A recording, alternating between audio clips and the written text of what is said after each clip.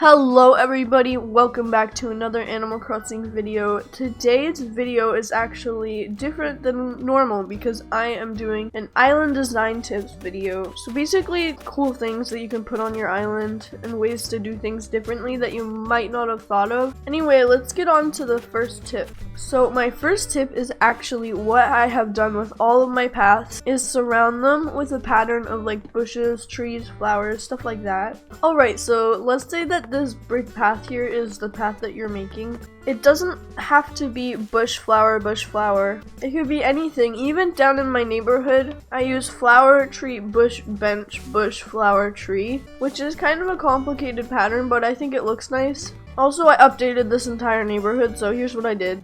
You can use furniture along the sides too. Let me just get an example. So here's just one that I made. It doesn't really make any sense, but it shows that it could be anything. Most people that I see lining their paths with something are just flowers. And if you're gonna do that, at least provide some variation between the flowers. If you like the look of that, then you can always do that. But personally, I'd always say make it a little complicated just to make it interesting. Anyway, on to tip number 2. Has this ever happened to you?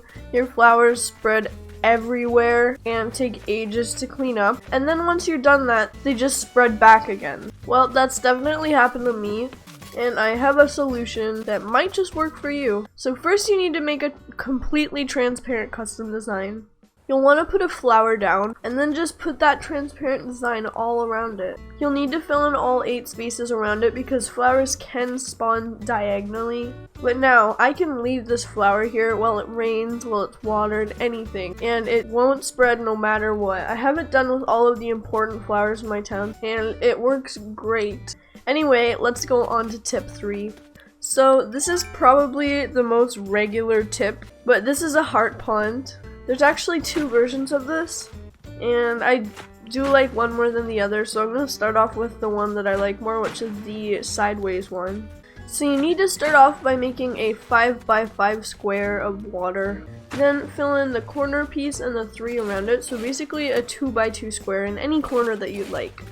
So now it already looks like a heart, but you want to round off these corners. Right here too. Here, here, here, and here. And now it looks like a perfect heart. So here's the second version of the heart pond.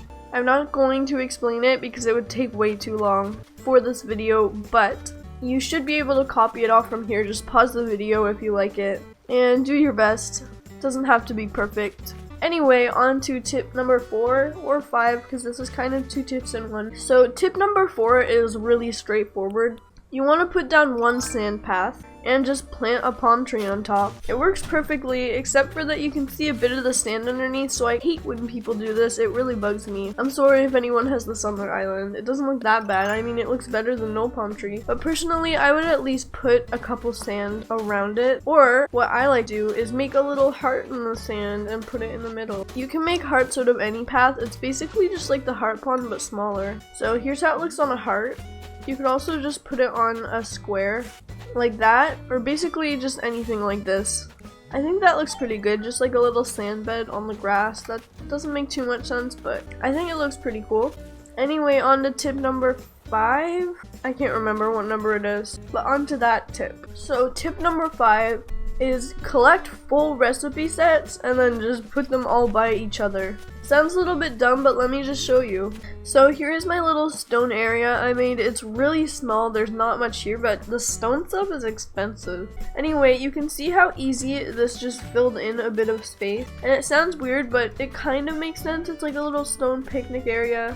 And down here is a real life example, or not real life because it's Animal Crossing, but you know what I mean. I used the full mushroom set when I made this forest here. Ignore how crazy the flowers have gotten. I didn't use my transparent designs when I made this, but it really helps out and it makes it just feel more cohesive. Also customize everything. There's a little bonus tip. There's a lot of extra tips that don't count as tips in this video. Anyway, on to tip number 6. Okay, so here's my last and final tip. You can customize any path. You just need to make it 2 wide because when it's 3 wide, there's little spots, but you can make them any color you want and change it at any time. So see this terracotta path here? It looks pretty ugly.